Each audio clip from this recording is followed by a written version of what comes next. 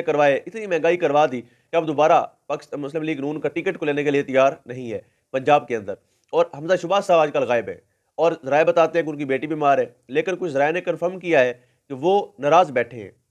नाराज़ क्यों बैठे हैं? जिस तरह निसार अली खान साहब ने कहा था, जब मरियम सफदर सियासत में आई थी और उनको अपने वालिद का जानशीन बनाने लगे थे, तो उन्होंने कहा था कि बच्चों के नीचे रहकर मैं अपनी सियासत को कंटिन्यू नहीं रख सकता। यानी उन्होंने इस मौरूसियत के खिलाफ अलम बगावत बुलंद किया था और अपने आप को मुस्लिम लीग नून से अलग किया था। अब अलग करने की सबसे बड़ी वजह यही थी कि एक पॉलिटिकल जो